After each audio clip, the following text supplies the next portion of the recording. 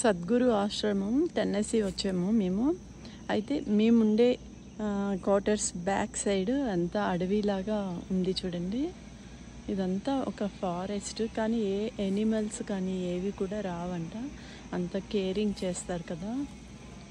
3-4 గంటలకే మార్నింగ్ అందరు యోగా అన్ని మెడిటేషన్ అన్నీ స్టార్ట్ అయిపోతాయి. మేము ఒక 5 రోజులు ఉందామని వచ్చామన్నమాట టెన్నెసీ ఈషా ఫౌండేషన్ దగ్గరికి, సద్గురు ఆశ్రమం. సో సద్గురు ఆలోచనలు, సద్గురు చెప్పిన మాటలు, మెడిటేషన్ గురించి విందామనేసి వచ్చాము.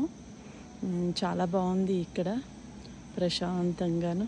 ఒక 5 రోజులు ఎలా గడిచిపోతాయో మాకే తెలియదు.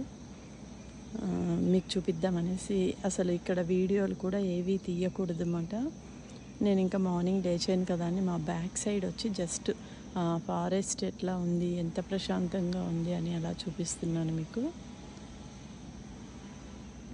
ఈ లోకమే వేరు, ఈ ప్రశాంతత వేరు. మనకి ఛాన్స్ దొరికినప్పుడు ఇలాంటి ఆశ్రమాలకి వెళ్ళి కొన్ని రోజులు మెడిటేషన్ చేసుకుంటే చాలా బాగుంటుంది. అప్పుడప్పుడు మనకి ఓపిక తగ్గిపోతుంది కదా, అసలు వెళ్ళలేము. వెళ్ళే సమయం ఉన్నప్పుడు ఇలాంటి సద్గురు ఆశ్రమంలే కాకుండా వేరే ఆశ్రమాలు కూడా వెళ్ళి మంచిగా మనం మెడిటేషన్ చేసుకుంటే ప్రశాంతత ఉంటుంది అన్నమాట. అందుకనేసి మేము ఇక్కడ ఈషా ఫౌండేషన్కి వచ్చామన్నమాట, టెన్నెసీ వచ్చాము. చూడండి ఒక్కసారి మీకు అంతా వ్యూ చూపిస్తున్నాను ఇక్కడ నుంచి మా బ్యాక్ సైడ్ అన్నమాట. తర్వాత వీలైతే ఫ్రంట్ ఏమైనా యోగా అవి చేసేవి చూపిస్తే డెఫినెట్గా నేను అది కూడా చూపిస్తాను, మెల్లగా తీసి.